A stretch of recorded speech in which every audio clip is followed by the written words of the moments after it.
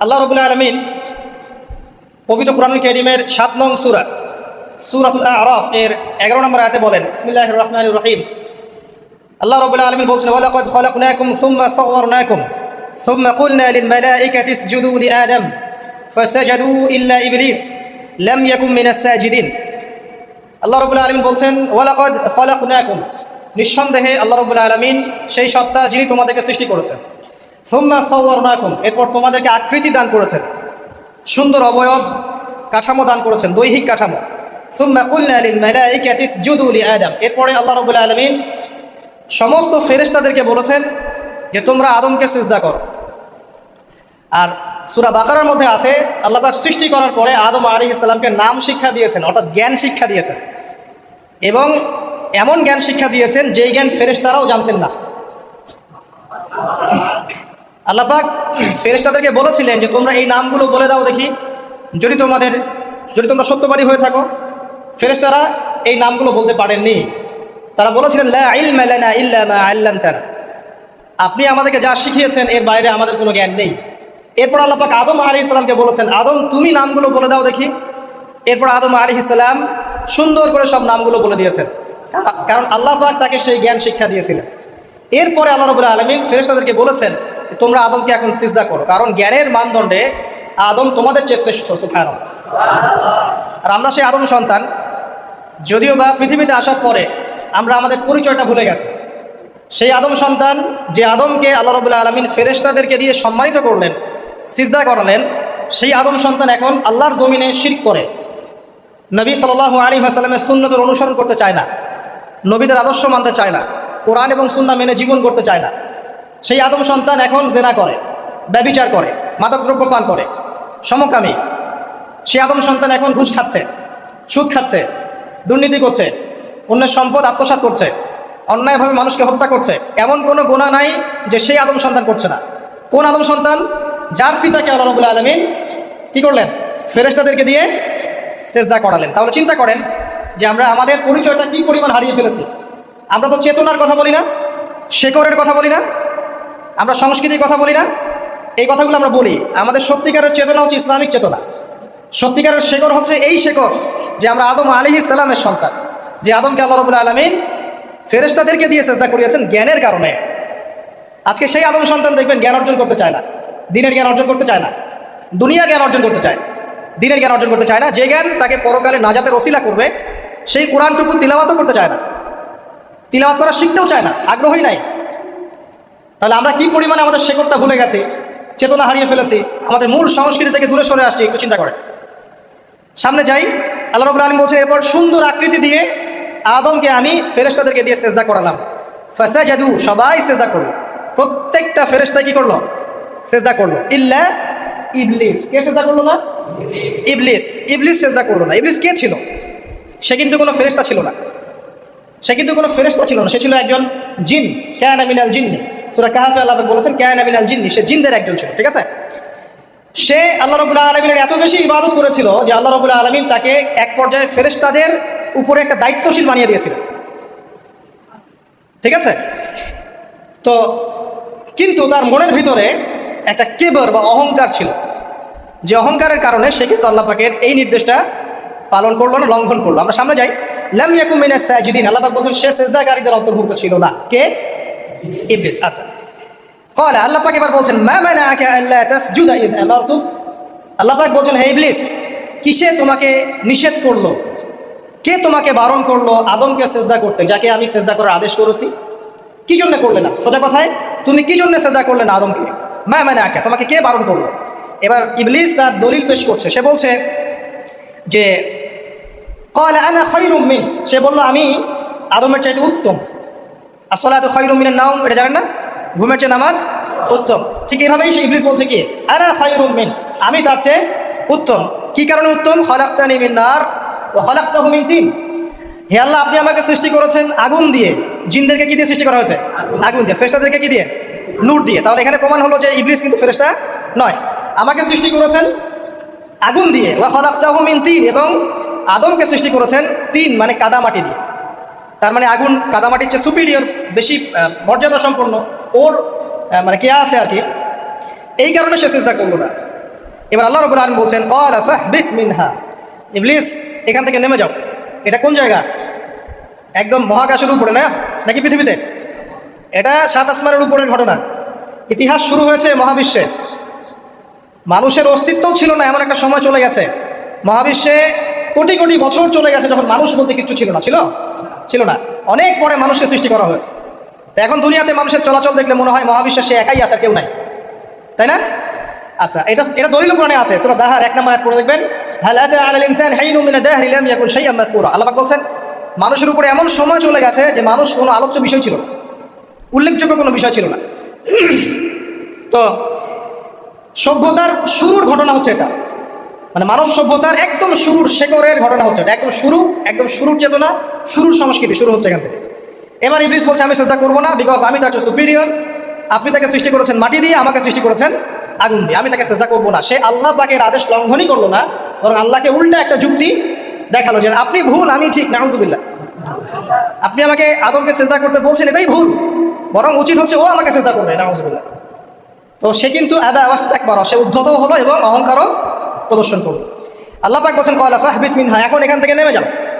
এই জান্নাতি বলেন আর ওই ঊর্ধ্ব জগতই বলেন, সেখান থেকে তোমরা নেমে যাও, তুমি নেমে যাও।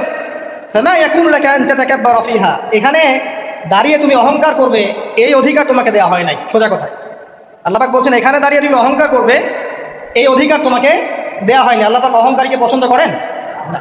অহংকারীদেরকে আল্লাহ পাক কিয়ামতের মাঠে পিঁপড়ার মতো উঠাবেন, তাদের আকৃতি মানুষের সমানও হবে না, ছোট ছোট কালো পিঁপড়ার মতো হবে এবং অন্ধকার ওদেরকে ঢেকে নিবে।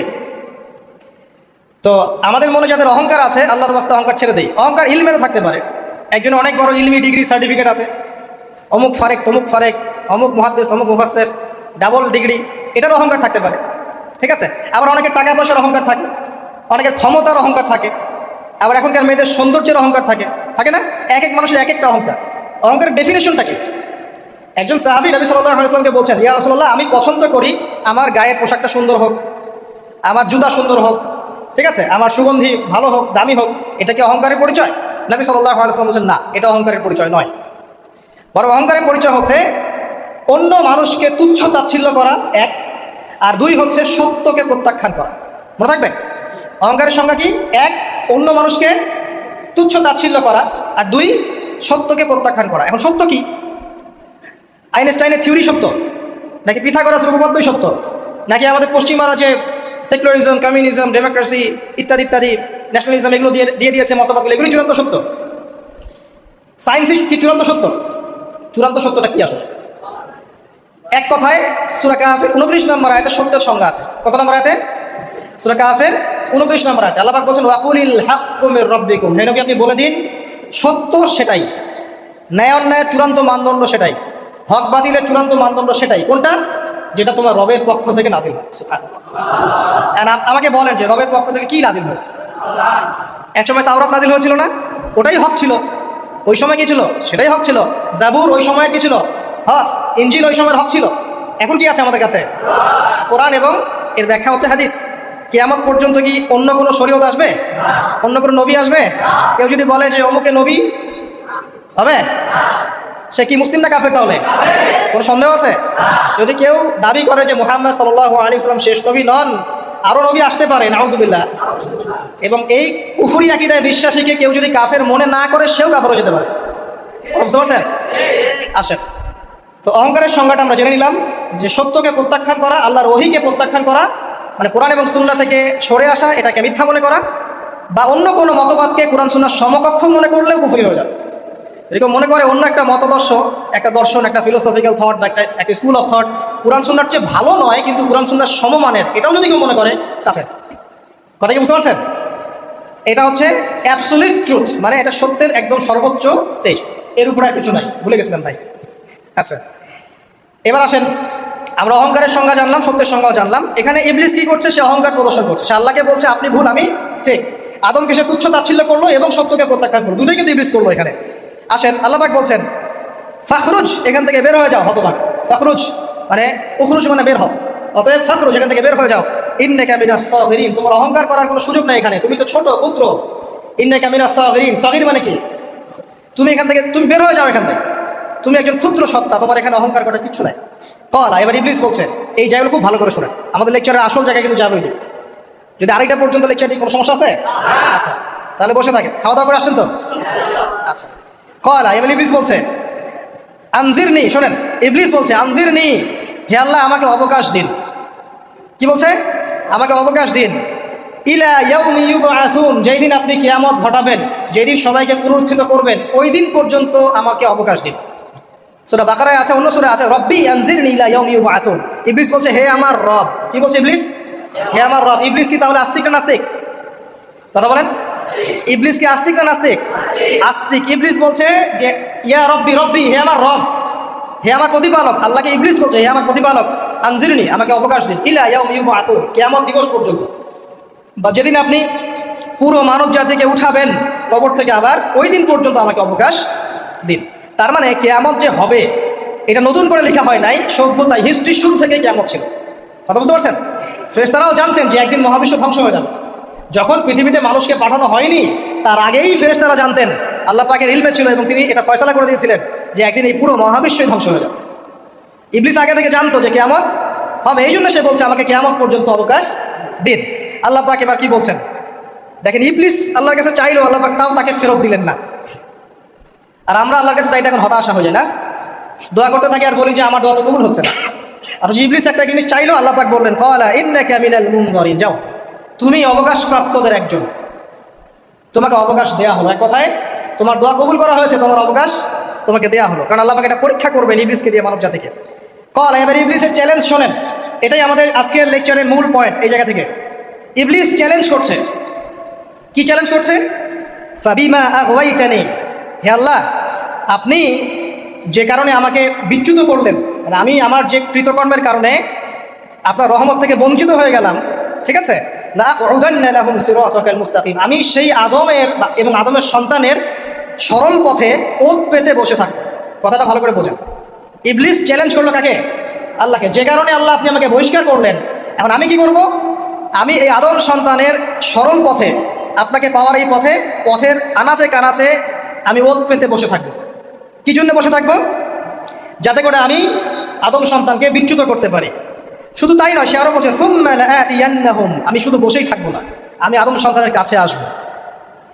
মিন বাইনি আইদিহিম, তার সামন থেকে আসবো, ওয়া মিন খালফিহিম, আদম সন্তানের পিছন থেকে আসবো, ওয়া আন আইমানিহিম, তার ডান দিক থেকে আসবো, ওয়া আন শামাইলিহিম, তার বাম দিক থেকে আসবো, ওয়া লা তাজিদু আকসারাহুম শাকিরিন, আল্লাহ পাক আপনি তাদের বেশিরভাগকেই শুকরগুজার পাবেন না। কথা কি ক্লিয়ার না? কোনো সমস্যা? ইবলিস কি চ্যালেঞ্জ করলো? আমি শুধু বসেই থাকবো না, ডান দিক থেকে আসবো, বাম দিক থেকে আসবো, সামন থেকে আসবো, পিছন থেকে আসবো, আমি আদম সন্তানকে পথভ্রষ্ট করেই ছাড়বো, আপনি আদম সন্তানের বেশিরভাগকে পথভ্রষ্ট করেন। ইবলিসের কথা কি বাস্তব প্রতিফলন দেখা যায় এখন সমাজে? বেশিরভাগ মানুষ নামাজ পড়ে না পড়ে না? বেশিরভাগ মানুষ সুদ খায় না খায় না? বেশিরভাগ যুব সমাজ জেনা করতেছে না করতেছে না? বেশিরভাগ লোক মাদক খাচ্ছে না খাচ্ছে না? পৃথিবীর কোনো জায়গায় আল্লাহর বিধান আছে কি নাই? দুই একটা জায়গায় আছে আই ওয়াশ, শোডাউন। বেশিরভাগ নারী পর্দায় চলে না চলে না? বেশিরভাগ মানুষ রোজা রাখে না রাখে না? বেশিরভাগ মানুষ যাকাত দেয় কি দেয় না? তাহলে ইবলিস যে বললো আপনি বেশিরভাগকেই শুকরগুজার পাবেন না, বেশিরভাগ মানুষ পরকালের স্বার্থে কাজ করে না দুনিয়ার স্বার্থে কাজ করে? কতজন মানুষ আল্লাহ পাকের দিনটাকে প্রচার প্রসার প্রতিষ্ঠার কথা বলে বা কোরআন সুন্নাহর কথাগুলো মেনে চলে? কতজন মানুষ? বেশিরভাগ লোক মেনে চলে। তাহলে ইবলিস কি সফল না ব্যর্থ? ইবলিসের চ্যালেঞ্জ কি সফল না ব্যর্থ?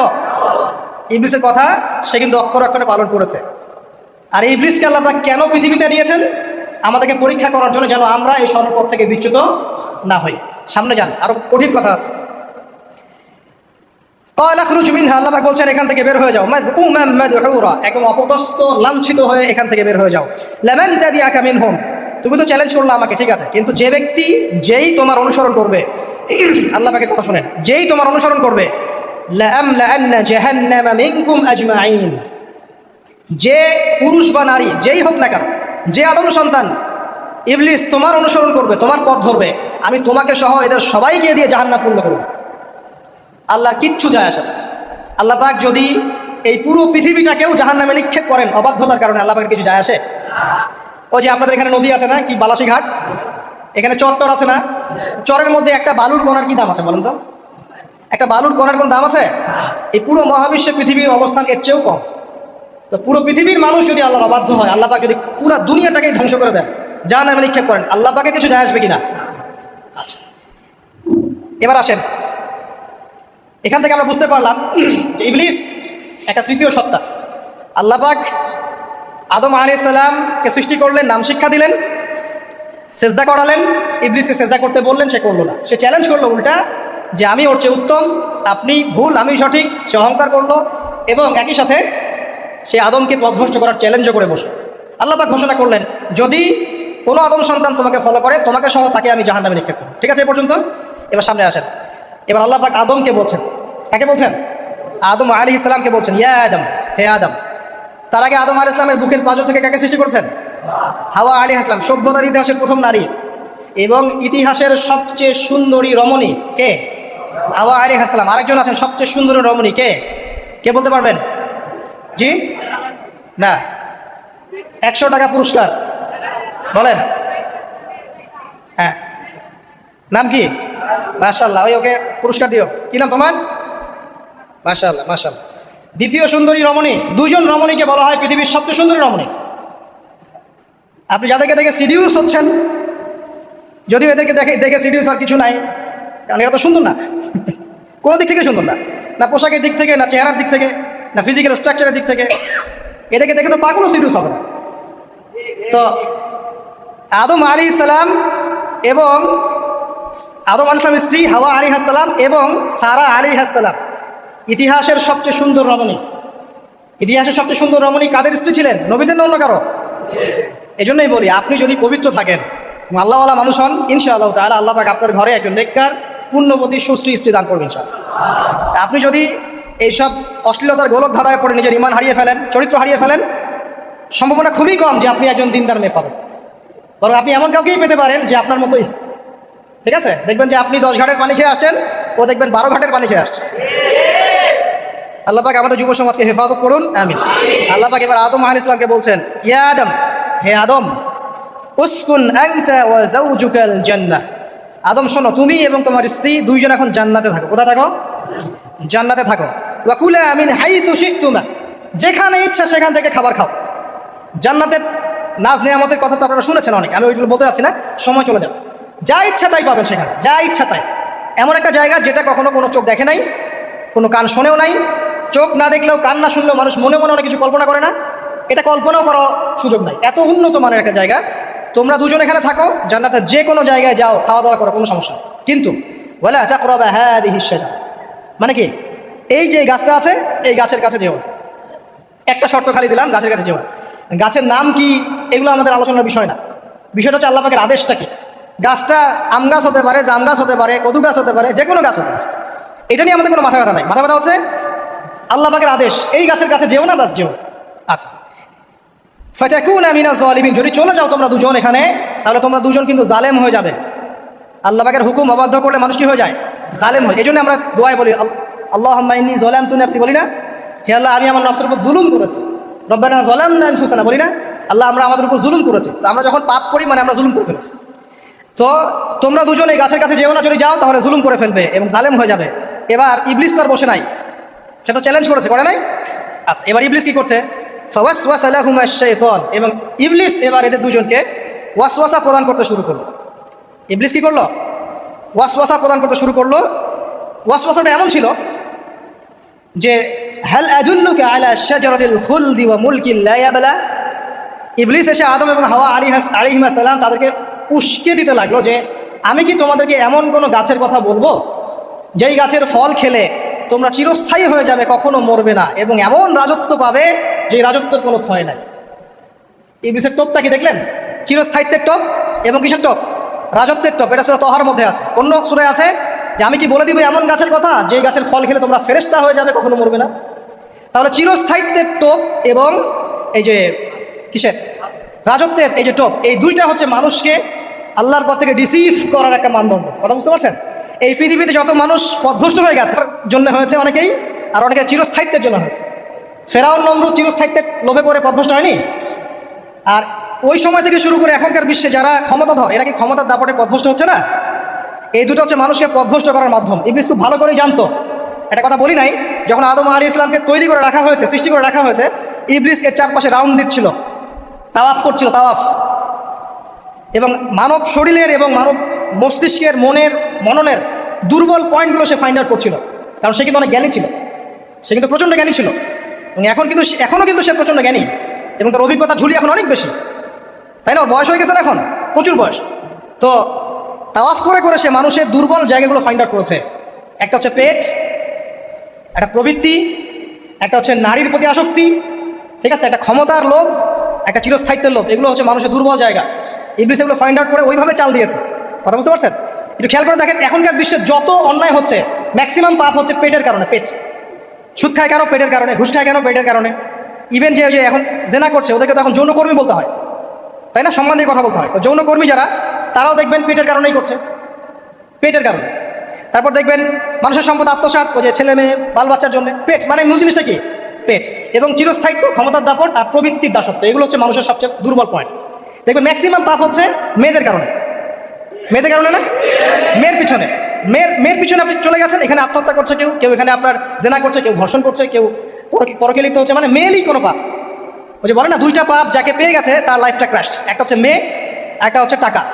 অর্থ সম্পদের লালসা যার মধ্যে পেয়ে বসেছে, এর জীবন শেষ। আর যার মেয়ের নেশা আছে, মেয়ের নেশা যার মধ্যে আছে, এর জীবন শেষ। একে আপনি হেদায়েতের পথে আনতে পারবেন না ইল্লা মাশা আল্লাহ, আল্লাহ পাক যদি না চান। আসেন, আর ইবলিস তাওয়াফ করছিল এবং সে কিন্তু টোপ দিল, চিরস্থায়িত্বের টোপ দিল। এবং কিসের টোপ দিল? ফেরেশতা হয়ে যাবে, অমর হয়ে যাবে। এবার আমাদের পিতামাতা আদম এবং হাওয়া আলাইহিস সালাম তারা কিন্তু ফল খেয়ে ফেললেন। আর এটা এমন নয় একবার ওয়াসওয়াসা দিয়েছে বাস খেয়ে ফেলেছেন, এমন নয়। কন্টিনিউয়াসলি সেই কাজটা করেছে। একটা মানুষ যখন জেনা করে, ইবলিস কি একবার এসে বললেই কেউ জেনা করে ফেলে? আস্তে আস্তে কিন্তু মানুষ জেনার পথে যায়। ওই যে প্রথমে একদিন অনেক দিন একটা লেকচার দিয়েছিলাম না, প্রথমে গার্লফ্রেন্ড বয়ফ্রেন্ড একটা সম্পর্ক হয়, তাই না? তারপর কথাবার্তা হয়, মোবাইল ফোন এক্সচেঞ্জ করে, নোট এক্সচেঞ্জ করে, কফি খায়, আস্তে আস্তে ডেটিংয়ে যায়, পরে দেখবেন এক পর্যায়ে গিয়ে জানায় এভাবে। আর যারা ধর্ষক, এতে ডাইরেক্ট অ্যাকশন, এত সময় নাই, ডাইরেক্ট। তো ইবলিস প্রতিটা পাপ মানুষকে ধাপে ধাপে করায়। দেখবেন ইবলিস এখানেও কিন্তু আমাদের পিতামাতাকে ধাপে ধাপে ওইদিকে নিয়ে গিয়েছে। এবার আসেন, আমাদের পিতামাতা ফল খেয়ে ফেললেন, এই জায়গাটা খুব ভালো করে বোঝেন। এই ফল খাওয়াটা আল্লাহর অবাধ্যতা না? আল্লাহ পাক বলেছিলেন না যে জালেম হয়ে যাবে? আল্লাহ পাকের অবাধ্য হলেন। অবাধ্যতার ফলাফলটা কি হলো এবার শোনেন। আমরা সবাই জানি অবাধ্যতার ফলাফল কি? আল্লাহ পাক জান্নাত থেকে নামিয়ে দিয়েছেন, তাই তো? এর আগে আরেকটা ফলাফল হয়েছে। এই ফলাফলের সাথে আমাদের বর্তমান সময়কার যে ইস্যুটা চলছে, পোশাক, নারী, সংস্কৃতি, হাবিজাবি, হ্যাঁ, বেহায়াপনা, বেলাল্লাপনা, এই ইস্যুটা এখানে জড়িত। এটা আমারও বুঝতে এবং খুঁজে পেতে সময় লেগেছে। আমরা সবাই পড়েছি স্টুডেন্ট লাইফে, আদম এবং হাওয়া আলাইহিস সালাম আদেশ লঙ্ঘন করেছেন, সাথে সাথে আল্লাহ পাক জান্নাত থেকে কী করেছেন? নামিয়ে দিয়েছেন। ইবলিসকেও নামিয়ে দিয়েছেন, তারপর হায়াত দিয়েছেন, এখানে পরীক্ষা করছেন, এই তো। এখানে আল্লাহ পাক দেখবেন আমাদের আমল কেমন, আমল ভালো হলে আবার জান্নাতে, খারাপ হলে আবার জান্নাত। কিন্তু এর আগেও একটা ঘটনা ঘটেছে। যে মুহূর্তে আমাদের পিতামাতা ফল খেয়েছেন গাছের কাছে গিয়েছেন, আল্লাহ পাকের আদেশটা লঙ্ঘন করেছেন, সাথে সাথে তাদের গায়ের পোশাকটা খুলে পড়ে গেছে। আমি বুঝাতে পারি নাই? পুরো মহাবিশ্বের প্রথম লজ্জা, প্রথম অপমান, প্রথম শাস্তি, ঠিক আছে, আল্লাহর অবাধ্যতার প্রথম পরিণাম লজ্জাহীনভাবে গা থেকে কাপড় খসে পড়ে যাওয়া, ন্যাংটা হয়ে যাওয়া, ন্যাংটা। বাংলা ভাষায় বুঝতে পারছেন? প্রথম শাস্তি, প্রথম অবাধ্যতা এবং প্রথম অবাধ্যতার পরিণতি পুরো মহাবিশ্বে সভ্যতা শুরু থেকে শেষ পর্যন্ত প্রথম অ্যাক্সিডেন্ট, বা এই যে আমরা বলছি পরিণতি, পাপের পরিণতি, অবাধ্যতার পরিণতি, সেটা হলো গা থেকে কাপড় খুলে যাওয়া। এই কথা আল্লাহ পাক বলছেন এখানে, লিইউবদি লাহুমা মা উরিয়া আনহুমা মিন সাওয়াতিহিমা। ইবলিস তোমাদের পিতামাতাকে এই গাছের কাছে নিয়ে গিয়ে ফল খাইয়ে তাদের গা থেকে পোশাক খুলে ফেলে দিয়েছে। এবার কি বুঝতে পারছেন যে ইবলিস এখন বিশ্বে কি করছে? ইবলিস সেম কাজটা করছে আমাদের সাথে, আমাদের গা থেকে তারা পোশাক খুলে ফেলে দিচ্ছে। সভ্যতার শুরুর পাপ বলছি না আমরা, এটা আসলে ভুল। সভ্যতার শুরুতে আদম এবং হাওয়া আলাইহিস সালাম যে ভুলটা করেছেন, তার যে পরিণতি হয়েছে সেটা এটা ছিল না যে জান্নাত থেকে পৃথিবীতে নামিয়ে দেয়া, বরং পরিণতি এটা ছিল তাদের গা থেকে প্রথম কাপড় খুলে গেছে, তারা নগ্ন হয়ে গেছেন। ইবলিস সর্বপ্রথম আমাদের বাবা মাকে নগ্ন করেছে প্রলোভন দিয়ে, ক্ষমতার প্রলোভন, চিরস্থায়িত্বের প্রলোভন দিয়ে। আজকের বিশ্বেও কি ইবলিসের দোসররা সেম কাজটা করছে না? আজকের বিশ্বেও কি ইবলিসের মানুষরূপী দোসরগুলা সেম কাজটাই করছে না? সেম কাজটা করছে। আমাদের গা থেকে ওরা পোশাক খুলে ফেলছে, এরপর আল্লাহ পাক জান্নাত থেকে নামিয়ে দিয়েছেন। আগে কিন্তু এটা হয়নি, আগে পোশাক খুলেছে। এরপর কি হয়েছে জানেন? শোনেন, আল্লাহ পাক ওয়াকালা মা নাহাকুমা রাব্বুকুমা আন হাযিহি আশ-শাজারা ইল্লা আন তাকুনা মালাকাইন আও তাকুনা মিনাল খালিদিন। ইবলিস বলছিল যে তোমাদের রব তোমাদেরকে এই গাছের কাছে যেতে নিষেধ করেছে এই কারণে যে তোমরা এখানে গেলে মালাক হয়ে যাবে এবং চিরস্থায়ী হয়ে যাবে। ওয়া কাসামাহুমা ইন্নী লাকুমা লামিনান নাসিহিন। ইবলিস বলছিল যে আমি আল্লাহর কসম করে বলছি আমি তোমাদের শুভাকাঙ্ক্ষী। ফাদাল্লাহুমা বিগুরুর, ওদেরকে তারা পথভ্রষ্ট করলো, ইবলিস তাদেরকে পথভ্রষ্ট করলো। ফালাম্মা যাকাশ শাজারা, যখন তারা গাছের কাছে গেলেন, বাদাত লাহুমা সাওআতুহুমা, তাদের লজ্জাস্থানটা উন্মুক্ত হয়ে গেল, কাপড় খুলে পড়ে গেল। এটাই বলতে চাচ্ছিলাম। ওয়া তাফিকা ইয়াখসিফানি আলাইহিমা মিন ওয়ারাকিল জান্নাহ, এবং আদম এবং হাওয়া আলাইহিমা সালাম জান্নাতের গাছের পাতা ছিঁড়তে লাগলেন এবং সেই পাতা দিয়ে লজ্জাস্থান ঢাকতে লাগলেন। আপনার বাবা আপনার মাকে যদি কেউ রাস্তায় নগ্ন করে ফেলে আপনার কেমন লাগবে? আপনি কি করবেন তার ইজ্জত সম্মান বাঁচানোর জন্য? আমাদের পিতা মাতাকে ইবলিস জান্নাতে নগ্ন করে দিয়েছিল এবং আমাদের পিতা মাতা জান্নাতের পাতাগুলো ছিঁড়ে ছিঁড়ে লজ্জাস্থানকে আবৃত করতে শুরু করল। ওয়ানাদাহুমা রাব্বুহুমা, এবং আল্লাহ পাক বলছেন এবার আল্লাহ পাক তাদের দুজনকে ডাকলেন, ডেকে বলে আলাম আনহাকুমা আন তিলকুমা শাজারা, হে আদম এবং হাওয়া তোমাদের দুজনকে কি আমি বলি নাই যে এই গাছের কাছে যাবে না? ওয়া আকুল লাকুমা ইন্নাশ শাইতানা লাকুমা আদুউম মুবিন, আমি কি তোমাদেরকে বলি নাই নিশ্চয়ই শয়তান তোমাদের স্পষ্ট প্রকাশ্য শত্রু? কলা, এবার তারা তাদের ভুল বুঝতে পারলেন। আল্লাহ পাকের কত দয়া মানুষের প্রতি দেখেন। ইবলিসও আল্লাহর অবাধ্য ছিল, আল্লাহ পাক তাকে বহিষ্কার করে কাফের বানিয়ে দিয়েছেন, চিরস্থায়ী লানত করেছেন। আমাদের পিতা মাতাও ভুল করেছেন, বাট আল্লাহ পাক তাদেরকে চিরস্থায়ী জাহান্নামী করেন নাই। আল্লাহ পাক তাদেরকে দয়া পরবশ হয়ে ক্ষমা করে দিয়েছে। শুধু তাই নয়, আল্লাহ পাক এত মহব্বত করেন আদম সন্তানকে যে তওবা করার যে কালিমাটা, সেই কালিমাটাও আল্লাহ পাক আদম এবং হাওয়াকে শিখিয়ে দিয়েছেন। সুবহানাল্লাহ, কোন কালিমা দিয়ে তওবা করবো, কি পড়বো, এটাও তারা বুঝতে পারছিলেন না। আল্লাহ পাক শিখিয়ে দিয়েছেন। ক্বালা, তারা বলল, রব্বানা, হে আমাদের প্রতিপালক, যালামনা আনফুসানা, আমরা আমাদের উপর জুলুম করেছি, নফসের উপরে, ওয়া ইল্লাম তাগফির লানা ওয়া তারহামনা লানাকুনান্না মিনাল খাসিরিন। এই দোয়াটা করলেন আমাদের পিতামাতা, আল্লাহ পাক মাফ করে দিলেন। কিন্তু মাফ করার পরে আর জান্নাতে থাকা হলো? এই পৃথিবীতে নামিয়ে দেওয়া। পৃথিবীতে নামিয়ে দেওয়ার পরে একটা হায়াত দেওয়া হলো, কারো 50, 60, 70, 100, 200, 500, 1000 ইত্যাদি, এবং আল্লাহর পক্ষ থেকে ঐশী গ্রন্থ পাঠানো হলো, কখনো তাওরাত, কখনো জাবুর, কখনো ইনজিল ইত্যাদি, কখনো কোরআন। শর্ত দেওয়া হলো যারা আল্লাহ পাকের ঐশী গ্রন্থগুলো মেনে চলবে তারা ইনশাআল্লাহ আবার মৃত্যুর পর সেই জান্নাতে ফিরে যাবে যেখান থেকে তারা বহিষ্কৃত হয়েছে।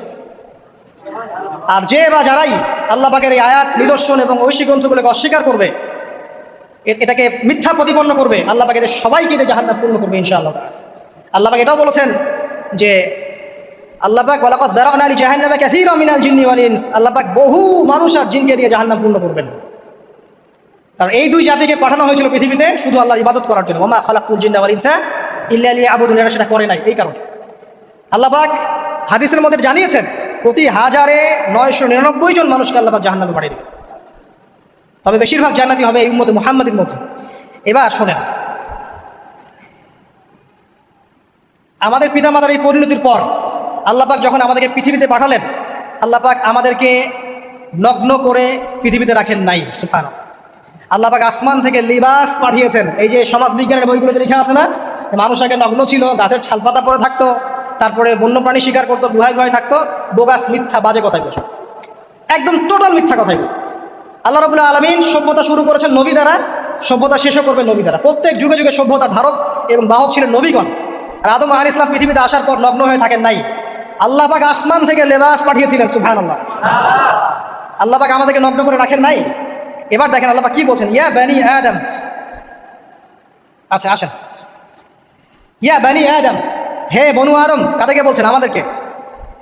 কদ আনজালনা আলাইকুম লিবাসান ইউআরি সাওআতিকুম ওয়া রিশা, হে বনু আদম, আমি তোমাদেরকে নগ্ন ছেড়ে দিচ্ছি না, আমি তোমাদের জন্য লেবাস আর পোশাক পাঠাচ্ছি, যেই পোশাক দিয়ে তোমরা তোমাদের লজ্জাস্থানকে আবৃত করবে এবং সৌন্দর্য বর্ধন করবে।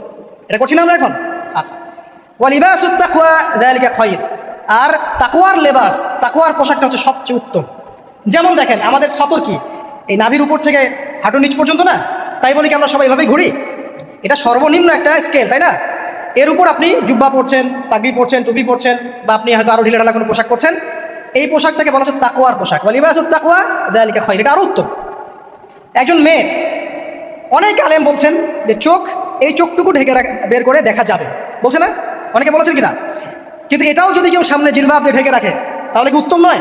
পর্দার ক্ষেত্রে উত্তম নয়? তো লিবাসুত তাকওয়া যালিকা খায়র, তাকওয়ার যে পোশাক সেটা আরো উত্তম বেশি। নর্মালি তো পোশাক দিয়েছি, তাকওয়ার পোশাক সবচেয়ে উত্তম বেশি। আল্লাহ পাকের একটা সতর্কবাণী শোনেন এবার, যালিকা মিন আয়াতিল্লাহ, এই পোশাকটা আল্লাহ পাকের নিদর্শন। পোশাকটা কি? আল্লাহ পাকের নিদর্শন, লাআল্লাকুম ইয়াযাক্কারুন, যাতে করে তোমরা স্মরণ করতে পারো। কি স্মরণ করবো? ওই যে আমাদের পিতামাতাকে নগ্ন করে দিয়েছে ইবলিস, এটা মনে রাখতে পারো তোমরা, এটা আল্লাহ পাকের নিদর্শন। ইয়া বানি আদম, হে বনু আদম, লা ইয়াফতিনান্নাকুমুশ শাইতান। এবার শোনেন, আল্লাহ পাক আমাদেরকে বলছেন, হে বনু আদম, লা ইয়াফতিনান্নাকুমুশ শাইতান, শয়তান যেন আবার তোমাদেরকে ফিতনায় ফেলতে না পারে। পৃথিবীতে তোমরা থাকবে, শয়তানের বহু দোসর তোমাদের সামনে থাকবে, ডানে বামে, ডান থেকে আসবে, বাম থেকে আসবে, হ্যাঁ, সামন পিছন থেকে আসবে, মিডিয়ার মধ্যে দিয়ে তোমাদের ঘরে ঘরে ঢুকে যাবে শয়তানের দোসর। লা ইয়াফতিনান্নাকুমুশ শাইতান, শয়তানের দোসররা যেন তোমাদেরকে ফিতনায় ফেলতে না পারে। কে বলছেন? আল্লাহ পাক বলছেন। কিরকম ফিতনা? কামা আখরাজা আবাওয়াইকুম মিনাল জান্নাহ, ঠিক যেভাবে শয়তান তোমাদের পিতা মাতাকে জান্নাত থেকে বের করে দিয়েছিল, ওই রকম ফিতনায় যেন ফেলতে না পারে। ঠিক আছে? ওয়ায়ানজিউ আনহুমা লিবাসাহুমা, এবং শয়তান তোমাদের পিতা মাতার লেবাস খুলে ফেলেছিল, নগ্ন করে দিয়েছিল, নগ্নতা, বেহায়াপন, অশ্লীলতা শিখিয়েছিল, ওই দিকে ধাবিত করতে চেয়েছিল। শয়তানের দোসররা যেন এটা করতে তোমাদের সাথে না পারে, সতর্ক থাকবে। লিউরিয়াহুমা সাওআতিহিমা, যাতে করে তোমাদের লজ্জাস্থানটা উন্মুক্ত হয়ে যায়।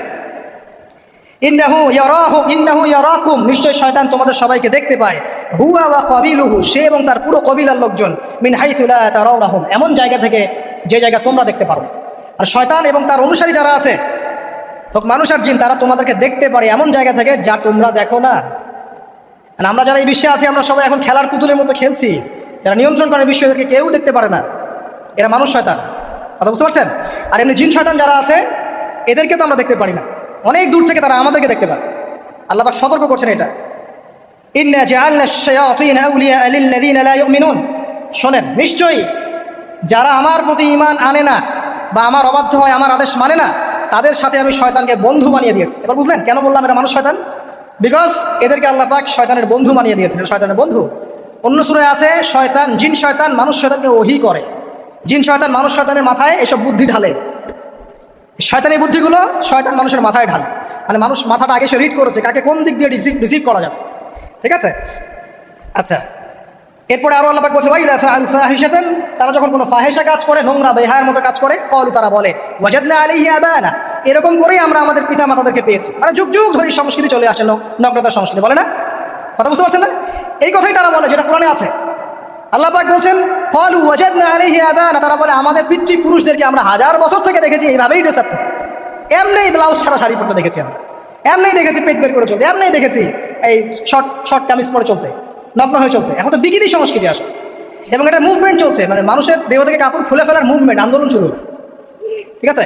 এবং দোহাই হচ্ছে আমরা 1000 বছর থেকে এমনিই চলছে। এই যে আল্লাহ পাক বলছেন, ক্বালু ওয়াজাদনা আলাইহি আবানা, আমরা এর উপরে আমাদের পিতা মাতাদেরকে পেয়েছি। ওয়াল্লাহু আমারানা বিহা, এরা আরো বলে আল্লাহ আমাদেরকে এই আদেশ করেছেন। নাউযুবিল্লাহ। আল্লাহ বলছেন, আল্লাহ পাকের আদেশ কি? কুল ইন্নাল্লাহা লা ইয়া'মুরু বিল ফাহশা, নিঃসন্দেহে আল্লাহ পাক কোনো ফাহেসা কাজের আদেশ করতেই পারেন না। পারেন? নিঃসন্দেহে আল্লাহ পাক কোনো ফাহেসা, বেলাল্লাপনা, বেহায়ার মতো কোনো আদেশ, বেহায়াপনার কোনো কাজের আদেশ করতে পারেন না। আচ্ছা, কুলুনা আলাল্লাহি মা লা তা'লামুন, তোমরা কি আল্লাহ সম্পর্কে এমন কথা বলছো যেই কথা তোমরা জানো না? এই পর্যন্ত থাক। এবার আসেন বাস্তবতায় আসেন। এতটুকু যে আমরা হিস্ট্রির সূচনার কথাগুলো বললাম, এখানে আপনারা কিন্তু প্রথম একটা দলিল পেলেন, মানুষের দেহ থেকে পোশাক খুলে ফেলে। এরপর আমি পুরো কোরআনটা ঘাটার চেষ্টা করেছি, আদম আলাইহিস সালাম থেকে শুরু করে মুহাম্মদ সাল্লাল্লাহু আলাইহি ওয়াসাল্লাম পর্যন্ত হাজার হাজার শতাব্দী চলে গেছে, যায় নাই? হাজার হাজার বছর চলে গেছে, বহু জাতি এসেছে, বহু জাতি চলেও গেছে। আমরা কি প্রথম জাতি নাকি? এর আগে কত জাতি পৃথিবীতে এসেছে, চলেও গেছে, গেছে না? আচ্ছা, কোরআন ঘেটে ঘেটে ক্লান্ত হয়ে যাওয়ার পর আমরা এমন কোনো জাতি পাচ্ছি না যাদের কথা আল্লাহ পাক বলেছেন যে আমি তাদেরকে ধ্বংস করেছি অশ্লীলতার কারণে, বা এই আপনার বেলাল্লাপনার কারণে, বা ফাহেসা কাজের কারণে। সরাসরি এই একটা কারণ দেখে আল্লাহ পাক কোনো কওমকে ধ্বংস করেছেন খুব রেয়ার, খুঁজে পাওয়া যাচ্ছে না। শুধু 3টা জায়গা বের করতে পেরেছি। কটা জায়গা? 3টা। 1 নম্বর, দেখেন আদম আলাইহিস সালাম পরে নূহ আলাইহিস সালাম না, এই জাতিটাকে আল্লাহ পাক ধ্বংস করেছেন না? এই ধ্বংসটাকে আল্লাহ পাক এই বেপরদামির কারণে করেছেন, অশ্লীলতার কারণে করেছেন, পোশাকের অপসংস্কৃতির কারণে করেছেন?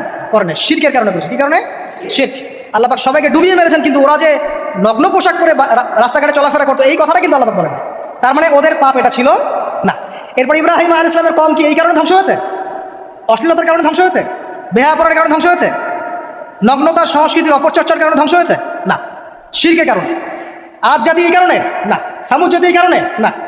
একটা জাতি পাওয়া যায়, তার নাম কওমে লূত। কি নাম? কওমে লূত। এই লূত কওম ছিল সমকামী, তারা মেয়েদের সাথে বিবাহ বন্ধনে আবদ্ধ হতো না, বরং ছেলেদের ছেলে ছেলে জেনা করতো না। এই একটা জাতি পাচ্ছি ইতিহাসে যারা অশ্লীলতার কারণে, ফাহেসা কাজের কারণে, সমকামিতার কারণে, নোংরামির কারণে আল্লাহ পাক পুরো উপরে উঠিয়ে নিচে নামিয়ে ধসিয়ে দিয়েছে। এই একটা জাতি পেলাম। আরেকটা জাতি পাওয়া যায়, তার নাম হচ্ছে বানু ইসরাইল। কি নাম? বানু ইসরাইল। আল্লাহ রাসূল সাল্লাল্লাহু আলাইহি ওয়াসাল্লাম বলছেন যে তোমরা দুনিয়া থেকে বেঁচে থাকো এবং নারীর ফিতনা থেকে বেঁচে থাকো। কারণ বানু ইসরাইল মানে মূসা আলাইহিস সালামের যে কওম ছিল, এই কওমের মধ্যে প্রথম ফিতনা দেখা দিয়েছিল মেয়েদের ব্যাপারে। এই একটা পেলাম যে মেয়েদের কারণে, বেহায়াপনার কারণে, অশ্লীল পোশাকের কারণে, নগ্নতার কারণে একটা সভ্যতাকে আল্লাহ পাক শাস্তি দিয়েছে। দুটো পাওয়া গেল, ঠিক আছে? এক দুই, একটা লুজ, একটা হচ্ছে বানু ইসরাইল, ঠিক আছে? আর একটা পাওয়া যায় এটা জোর করে, সেটা হলো নবী মুহাম্মদ সাল্লাল্লাহু আলাইহি ওয়াসাল্লাম নবী হওয়ার ঠিক আগের সময়টা, যেটাকে আমরা কি বলি আইয়ামে জাহিলিয়াত। ওই সময়ে মেয়েদের জেনাটা ব্যাপক ছিল, ব্যভিচারটা ব্যাপক ছিল, পরকীয়াও ছিল, বৈবাহিক তেমন কোনো অধিকার ছিল না। এমনও হতো যে একটা মেয়ের সাথে 8-10 জন পুরুষ সহবাস করতো, করার পরে সেই মেয়ে যখন গর্ভবতী হতো, তার বাচ্চা প্রসব করার পর সেই মেয়ে 10 জনকে ডেকে দাঁড় করাতো, দাঁড় করিয়ে বলতো যে অমুকে হচ্ছে আমার এই বাচ্চার বাপ, তারপরে এর সাথে বিয়ে হতো। চিন্তা করতে পারেন? তো নারীদের যে বৈষয়িক অধিকার, ধর্মীয় অধিকার, আপনার পোশাকের অধিকার, স্বাধীনতার অধিকার, সম্পত্তির অধিকার, এগুলো ছিল নয় সময়। এই একটা সভ্যতা পাওয়া যাচ্ছে। তাহলে 3টা আমরা বের করতে পারলাম, কথা ঠিক আছে? আচ্ছা, এবার আসেন এই 3টা সভ্যতার পর নবী সাল্লাল্লাহু আলাইহি ওয়াসাল্লাম যখন নবী হলেন, তখন তিনি সমস্ত অশ্লীলতার শেকড়টাকে উপরে ফেলে দিলেন। সভ্যতার ইতিহাস থেকে শুরু করে আমরা যত জাতির ধ্বংস দেখছি, এই ধ্বংসগুলো শিরকের কারণে হয়েছে, কুফরির কারণে হয়েছে, অবাধ্যতার কারণে হয়েছে। মাত্র কয়েকটা জাতির ক্ষেত্রে অশ্লীলতা, বেহায়াপনা, আপনার ফাহেসা কাজ, এগুলোর রিজন দেখানো হয়েছে। তো এ থেকে একটা বিষয় প্রমাণ করা যায়, এই কথাটা ভালো করে বোঝেন। এ থেকে একটা বিষয় প্রমাণ করা যায় যে যত সভ্যতা ধ্বংস হয়ে গেছে, ওই সভ্যতার মানুষরা আর যাই করুক না কেন, তাদের পোশাক আশাক ঠিকঠাক ছিল। কথা বুঝতে পারছেন না? যত সভ্যতা ধ্বংস হয়ে গেছে, আদ, সামুদ, নূহ, ফেরাউন, ঠিক আছে, যত সভ্যতা ধ্বংস হয়ে গেছে, তাদের আর যত পাপী থাক, হয়তো কেউ অহংকারী ছিল, কেউ কুফরি করেছে, কেউ শিরিক করেছে, হ্যাঁ, কেউ সন্তানদেরকে হত্যা করেছে, কেউ মানুষ হত্যা করেছে, কেউ জুলুম করেছে, কেউ অহংকার করেছে ইত্যাদি, কিন্তু তাদের পোশাক আশাক শতাব্দীর পর শতাব্দী ঠিকঠাকই ছিল। এটা নিয়ে আল্লাহ পাক কোরআনে খুব বেশি কথা বলেন না। তার মানে বোঝা যায় যে এটা রিমার্কেবল কোনো কথা বলার বিষয় ছিল না, আল্লাহ পাক বলেন। অর্থাৎ যুগ যুগ ধরে মানুষের শালীনতার পোশাকটা ঠিকই ছিল, কারণ মানুষ জানতো যে তাদের পিতামাতাকে তাদের পিতামাতাকে ইবলিস নগ্ন করে দিয়েছিল জান্নাতে। এই কথাটা মানুষের মাথার মধ্যে ছিলই, এবং বিভিন্ন ধর্মগ্রন্থে এটার অস্তিত্ব আছে। আপনি শুধু ইসলাম না, অন্য যে কোনো ধর্মগ্রন্থ ঘাটেন, হিন্দু ধর্মগ্রন্থ ঘাটেন, সেখানে দেখবেন বলা হচ্ছে যেন মেয়েরা পর্দায় থাকে। দেখেন, পরে দেখেন, বেদের মধ্যে এটা আছে, আমি গতকালকেও স্টাডি করেছি। এবং খ্রিস্টান ধর্মগ্রন্থ পড়েন, সেখানে দেখবেন লেখা আছে, ওদের যে ওল্ড নিউ টেস্টামেন্টে আছে, দেখবেন যে যারা মাথার চুল দেখিয়ে বেড়ায় তাদের শাস্তির কথা বলা হয় যে চুল যেন কেটে দেওয়া, ওদের ধর্মগ্রন্থে আছে। যারা জিউস, যারা পুরো বিশ্বে মুসলিমদেরকে অত্যাচার করে থাকে, এদের ধর্মগ্রন্থ পর্যন্ত আছে যে যখন ইসহাক আসছিলেন, একজন নারী জিজ্ঞাসা করলেন কে আসছেন, তার ভৃত্য বললেন যে আমার প্রভু আসছেন, তখন তিনি নেমে নিজে একটা ঢিলাঢালা পোশাক করলেন, তারপর সামনে গেলেন। শুধুমাত্র ইসলাম ধর্মে নয়, যত ধর্ম চলে গেছে পৃথিবীতে, সমস্ত ধর্মের মধ্যেই নারীদের শালীন পোশাকের কথাটা বর্ণিত আছে এখন পর্যন্ত। তার মানে যারা এখন অশালীন বিষয়ের দিকে মানুষকে ধাবিত করতে চায়, এদের আসলে কোনো ধর্ম নাই। ধর্মের সাথে এদের কোনো সম্পর্ক আসলে না। আর আমরা কিন্তু কথা বলছি ধর্মের বেসিসে, হোক সেটা হিন্দুইজম বা খ্রিস্টানিজম বা জিউডিজম বা ইসলাম, আমরা ধর্মের বেসে কথা বলছি। এখন যদি কেউ বলে ধর্মতাত্ত্বিক কথাবার্তা দিয়ে এসবে দলিল দিবেন না, তাহলে তার সাথে একটা ডিবেট হবে আল্লাহ আছেন কি নাই। যদি আমরা ডিবেটে জয়লাভ করি, হ্যাঁ আল্লাহ বলে একজন আছেন, তাহলে আল্লাহ পাকের বিধান কোনটা, এখন চলমান সর্বশেষ বিধান কোনটা, এটাতে আসতে হবে ডিবেট। ডিবেট 1 আল্লাহ আছে কি নাই, ডিবেট 2 আল্লাহ পাকের সর্বশেষ ধর্মগ্রন্থ কোনটা। এই তো এই দুটাতে আমরা যদি জয়লাভ করি, এবং ইনশাল্লাহ আমরা সেটা করবো, এটাতে আমাদের কেউ ঠেকাতে পারবেন ইনশাল্লাহ, এটাই সত্য, তাহলে মানুষের উপর ওয়াজিব হয়ে যাবে এটার উপর আমল করা। এখন আমরা এর বেসিসে দেখবো কোনটা ঠিক কোনটা বেঠিক, তাই না, কোনটা সত্য কোনটা মিথ্যা, কোনটা ন্যায় কোনটা অন্যায়, তখন আমরা এর বেসিসে দেখবো, অন্য কোনো ভিত্তির বেসিসে দেখবো না। এখানে চেতনা, যুগ যুগ ধরে চলে আসা সংস্কৃতি, আমাদের বাপদাদা দোহাই, এইসব ইস্যু টানা যাবে না। বেস হবে কি কোরআন এবং সুন্নাহ, এবং অন্যান্য ধর্মগ্রন্থগুলো যদি ওটাতে রাজি থাকে ওটাতেও, কারণ প্রত্যেকটা ধর্মগ্রন্থেই বলা আছে শালীনতার কথা, লম্বা ঢিলাঢালা পোশাকের কথা, হোক সেটা হিন্দুইজম বা খ্রিস্টানিজম বা জুডিজম। পরে দেখেন, না থাকলে আমার কাছে আসে, প্রতিটা ধর্মগ্রন্থে এটা কথা লেখা আছে। এবার আসেন সর্বশেষ নবী মুহাম্মদ সাল্লাল্লাহু আলাইহি ওয়াসাল্লাম যখন নবী হন, আরবের ওই চিত্রটা, জেনা, ব্যভিচার, পরকীয়া, অশ্লীলতা, এটাকে সমূলে উপড়ে ফেলে দেন 23 বছরের মধ্যে।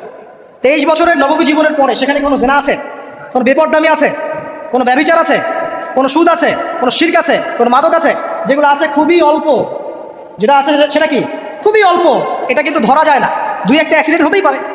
সাহাবীর যুগেও নামাজ পড়তে গিয়ে কোনো একজন দেখা গেছে অ্যাক্সিডেন্ট হয়ে গেছে, জেনা হয়ে গেছে, এটা তো রেয়ার ঘটনা।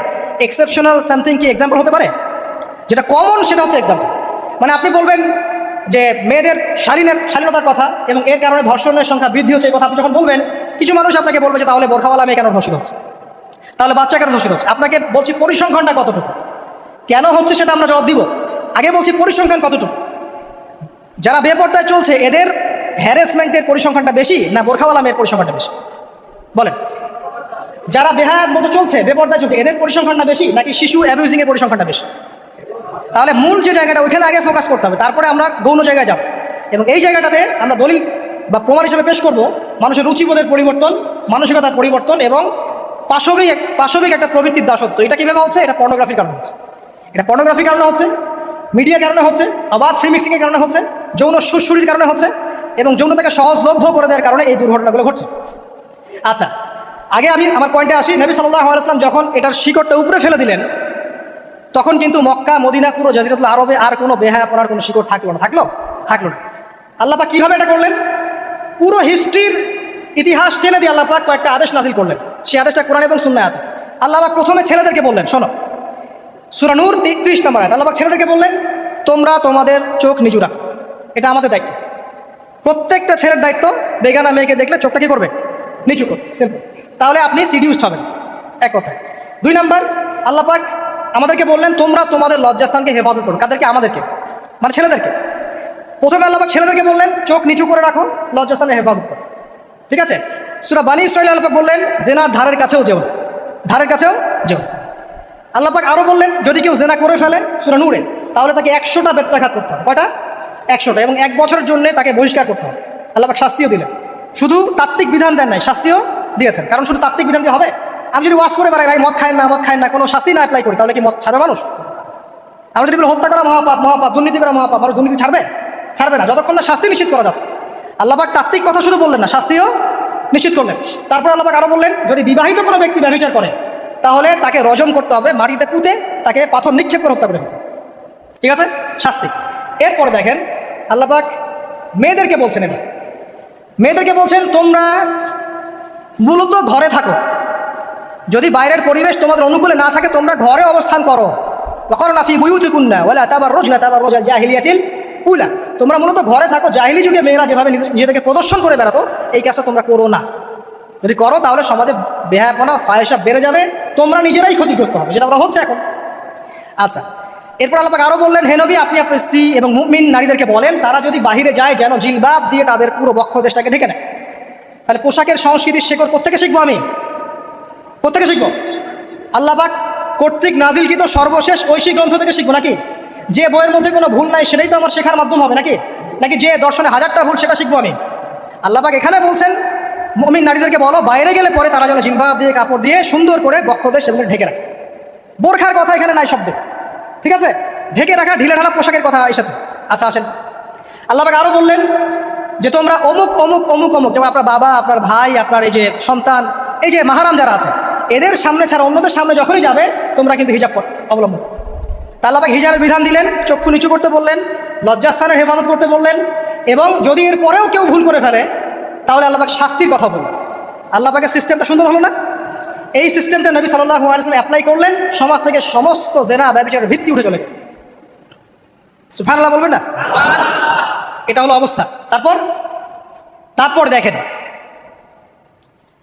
আল্লাহ রাব্বুল আলামিন শুধু পর্দার কথা বলেই ক্ষান্ত হলেন না, কারণ একটা বিধান দিলেই মানুষের সব কিছু সলভ হবে না। আল্লাহ পাক এর পাশাপাশি আমাদেরকে 5 ওয়াক্ত নামাজ পড়তে বললেন, ঠিক আছে? নামাজ পড়লে মানুষ ভালো হবে, নৈতিকতা শিখবে, আল্লাহর সাথে ক্লোজ সম্পর্ক হবে। আল্লাহ পাক কোরআন তেলাওয়াত করতে বললেন, ঠিক আছে? কোরআন মেনে চলতে বললেন। আল্লাহ পাক আমাদেরকে আল্লাহর জিকির করতে বললেন, নবীর সুন্নাহ মতো চলতে বললেন। আল্লাহ রাব্বুল আলামিন আমাদেরকে আল্লাহর যত অবাধ্যতা আছে, কি সমস্যা? হ্যাঁ, আচ্ছা, যেতে থাক। আমি যেটা বলতে চাচ্ছি যে আল্লাহ পাক শুধু পর্দার কথাগুলো বলেই একটা বিধান দিয়েই শেষ করে দিলেন না, কারণ শুধুমাত্র হিজাবের সাথেই পুরো সোসাইটির সমস্যাগুলো জড়িত না, এখানে আরও অনেক বিষয় আছে। যদি আপনি নৈতিকতা না শেখেন, একটা বোরখাওয়ালা মেয়েকে আপনি টিস করতে পারেন, ঠিক আছে? যদি আপনার মধ্যে আল্লাহর ভয়, তাকওয়া না থাকে, আপনি কিন্তু একটা বাচ্চাকে ধর্ষণ করতে পারেন, সুযোগ পেলে আপনি করে ফেলবেন। আপনার মধ্যে আল্লাহর ভয় না থাকলে আপনি কিন্তু গোপনে জেনা করতে পারেন বা পর্ন দেখতে পারেন। তাই আল্লাহ পাক শুধু হিজাবের বিধানটা দিয়েই ক্ষান্ত হলেন না, আল্লাহ পাক আনুষঙ্গিক আর অনেক কথা বললেন যে তোমরা পবিত্র হও, বেশি বেশি আল্লাহ জিকির করো, 5 ওয়াক্ত সালাত নামাজে পড়ো, কোরআন তেলাওয়াত করো, নবীর সুন্নাহ মেনে চলো, দিনই কাজে ব্যস্ত থাকো, সৎ কাজের আদেশ করো, অসৎ কাজে নিষেধ করো। মানে এই সবগুলো কাজ যখন একসাথে হবে, আপনার মনটা কি হবে? পবিত্র হবে, আপনার মনের মধ্যে আল্লাহর নূর চলে আসবে। আপনার মনে আল্লাহর নূর চলে আসবে, তখন এইসব অন্ধকার বা এই যে জাহিলিয়াতগুলো আপনার কাছে ভালো লাগবে না। যখন আপনার ইন্টারনাল যে সোলটা আছে, এটা যখন এনলাইটমেন্ট হবে আল্লাহর নূর দিয়ে, তখন আপনার কাছে এইসব হারাম ফ্রি মিক্সিং, হারাম পরকিয়া, আপনার জেনা, আপনার ব্যভিচার, পর্ন, এগুলো বিভীষিকাময় মনে হবে, আপনার কাছে ভালো লাগবে। আল্লাহ পাক অন্তর্জগৎটা পরিবর্তন করার জন্য আমাদেরকে এই সিস্টেমগুলো দিলেন। শুধু হিজাবই করবে দিস ইজ নট নেসেসারি, এর সাথে আরও অনেক বিষয় থাকবে, নামাজ, রোজা, হজ, জাকাত, হ্যাঁ, হজ, ওমরা, তাজকিয়া, জিকির আজকার, কোরআন তেলাওয়াত, আমর বিল মারুফ, নাহি আনিল মুনকার, সব একত্রিত হবে, আবার হিজাবও চলবে। এরপরে যদি কেউ সীমা লঙ্ঘন করে শাস্তিও আছে। পুরো সিস্টেমটা সুন্দর না? এই সিস্টেমটা যখন আল্লাহ পাক তার রাসূল মুহাম্মদ সাল্লাল্লাহু আলাইহি ওয়াসাল্লামের মাধ্যমে লঞ্চ করলেন আরবের মধ্যে, আরবে না কোনো জেনা থাকলো, না কোনো ব্যভিচার, না কোনো মাদক, না কোনো পর্ন, না কোনো এই যে নারীর অবমাননা, কিছুই থাকলো। একটা মেয়ে 300 মাইল দূর থেকে এসে একা হজ করে চলে যায়, তো কেউ তার দিকে তাকাবে না, এমন যুগ চলে গেছে। মহিলা সাহাবী রণকৌশল মানে যুদ্ধের বর্ম পরে উহুদে যুদ্ধ করেছেন, কেউ তার দিকে তাকায়নি, তাকিয়েছে? তাকায়নি। এখন ওই যুগটা আপনি দেখেন, রাসূল সাল্লাল্লাহু আলাইহি ওয়াসাল্লামের যুগ, আবু বকর সিদ্দিক, ওমর ইবনুল খাত্তাব, ওসমান আলী, এই খোলাফায়ে রাশিদার স্বর্ণযুগটাকে আপনি দেখেন। ওই যুগে আপনি রেপের হার কত পার্সেন্ট মহিলা রেপ হয়েছে? ওই যুগে কত পার্সেন্ট মেয়ে জেনায় লিপ্ত হয়েছে? ওই যুগে কত পার্সেন্ট ছেলে মেয়ে ধর্ষণ করেছে? ওই যুগে কত পার্সেন্ট নারীর শ্লীলতাহানি হয়েছে? কত পার্সেন্ট নারীকে টিজ করা হয়েছে? কত পার্সেন্ট মেয়েকে মার্ডার করা হয়েছে? কত পার্সেন্ট মেয়েকে যৌতুকের জন্য চাপ দেওয়া হয়েছে? একটু পরিসংখ্যানটা দেখেন আমাদেরকে। সভ্যতা করতে লাফাচ্ছেন। ওই সভ্যতায় যা হয়ে গেছে, নবী সাল্লাল্লাহু আলাইহি ওয়াসাল্লাম থেকে শুরু করে খোলাফায়ে রাশিদুল যা হয়েছে, এই পার্সেন্টেজগুলোর সাথে বর্তমান পার্সেন্টেজকে মিলবে? ওই যুগে রেয়ার জেনা 2-1টা হয়েছে, মদ খেয়েছে মানুষ রেয়ার কয়েকজন, মানুষ ব্যভিচার করেছে রেয়ারলি 2-4 জন, 100 বছরে 2-4 জন। ওই যুগে দেখবেন মানুষ পরকীয়ার নামই জানতো না, সমকামিতা কী জিনিস মানুষ জানতোই না, শর্ট পোশাক, বিকিনি সংস্কৃতি কি মানুষ জানতো না, ঠিক আছে? আনকভার ইউ, এই যে মুভমেন্ট চলছে, এগুলোর মানে কি মানুষ জানতো না? জানতো? ওই যুগে কি মুসলিমরা পিছিয়ে ছিল? জ্ঞান বলেন, বিজ্ঞান বলেন, অর্থনীতি বলেন, রাজনীতি বলেন, সমরনীতি বলেন, অস্ত্রশস্ত্র বলেন, কোনো সেক্টরে কি মুসলিমরা তখন পিছিয়ে ছিল কিনা? উত্তর দেন, পিছিয়ে ছিল না। তাহলে স্বর্ণযুগ আমরা কোনটাকে বলবো? এই বর্তমান দাজ্জালীয় সভ্যতাকে স্বর্ণযুগ বলবো, নাকি খোলাফায়ে রাশিদার এবং নবী সাল্লাল্লাহু আলাইহি ওয়াসাল্লাম রেখে যাওয়া যুগটাকে স্বর্ণযুগ বলবো? তাহলে ওই যুগ যদি স্বর্ণযুগ হয়, তাহলে ওই যুগের সুন্নাহ এ যুগে অ্যাপ্লাই করতে হবে না? তাহলে ওই যুগের সমস্যা যেমন দূর হয়েছে, এই যুগের সমস্যা দূর হবে না? এই সহজ বাংলা কথাটা বললে কি আমরা মৌলবাদী হয়ে যাব? এই সহজ বাংলা কথা বুঝতে গিয়ে কি আমি ধর্মান্ধ হয়ে যাব, ব্যাকডেটেড হয়ে যাব? এই কথাটা আমরা বলতে এখন সাহস পাই না, কি কারণ? সভ্যতার ইতিহাস ঘেটে দেখেন, ওই সভ্যতাই ছিল জ্ঞানে, শিল্পে, অস্ত্রে, প্রযুক্তিতে, অর্থনীতিতে মুসলিমরা একদম স্বর্ণশিখরে। কোনো একজন মুসলিমকে হত্যা করার কেউ সাহস করেছিল? একজন মুসলিম নারীকে ধর্ষণ করার কেউ সাহস করেছে? একজন মুসলিম শিশুকে কেউ বোম মেরে হত্যা করেছিল? আজকে বিশ্বের দিকে আপনি তাকিয়ে দেখেন, শত শত নারী ধর্ষিত হচ্ছে, শত শত বোমা মেরে আমাদের বাচ্চাদেরকে হত্যা করা হচ্ছে, মুসলিমদেরকে পুরো ডমিনেট করা হচ্ছে। আজকে রাজনৈতিক নিয়ন্ত্রণ, অর্থনৈতিক নিয়ন্ত্রণ, পলিটিক্যাল, আপনার সোশ্যাল মিডিয়া, প্রযুক্তি যা যা আছে, সব নিয়ন্ত্রণ পশ্চিমাদের হাতে, সমস্ত নিয়ন্ত্রণ করে। এই যে পালাবদল হলো সময়ে, এটা কেন হলো? বিকজ 1 নাম্বার ইস্যু হচ্ছে আমরা কোরআন এবং সুন্নাহ থেকে দূরে সরে আসছি। 2 নাম্বার আমরা শয়তানের সেই ধোকায় পড়ে গেছে, যে ধোকা থেকে আমরা বেরোতে পারিনি, আল্লাহ পাক সতর্ক থাকতে বলেছিলেন। 3 নাম্বার আমরা ইলম চর্চা ছেড়ে দিয়েছি। 4 নাম্বার হক কথা বলাও ছেড়ে দিয়েছে। 5 নাম্বার সৎ কাজের আদেশ, অসৎ কাজের নিষেধ ঠিকঠাক মতো হচ্ছে না। 6 নাম্বার দেখেন আমরা জানি যারা আমল ঠিক মতো করছি না। 7 নাম্বার আমরা বকধার্মিক হয়েছে, বকধার্মিক, খালি নামাজ, রোজা, হজ, জাকাত আর তসবির মধ্যে ইসলাম, বাকি কোনো জায়গায় ইসলাম নাই, কোনো জায়গায় ইসলাম নাই। সমস্যা এগুলা দেখবেন, পরিবারের কাঠামো ভেঙে আছে। আমরা কোরআন সুন্নাহকে হাতে নিয়ে ওয়ার্ল্ডকে চ্যালেঞ্জ করতে পারি নাই, ডিল করতে পারি নাই, এবং পশ্চিমা এবং অন্যান্য সভ্যতার যে নোংরা মতাদর্শগুলো আছে, এগুলোকে ঢালাওভাবে আমরা গ্রহণ করেছি, এবং আস্তে আস্তে আস্তে আস্তে পুরো মুসলিম বিশ্বে এগুলো ছড়িয়ে গেছে। এখন আপনি পেপার পত্রিকা খুললে দেখবেন 4টা 5টা 10টা ধর্ষণ, এই মেয়ে রেপ, এই মেয়ে ডাকাতি, ওইখানে হত্যা, এখানে যৌতুক, এখানে অমুক তমুক, সুদ, ঘুষ, জেনা, ব্যভিচার, নিত্য নৈমিত্তিক ব্যাপার। কারো এগুলো নিয়ে কোনো মাথা ব্যথাও নাই, এগুলো খুব সিম্পল সাধারণ ব্যাপার এখন আমাদের কাছে।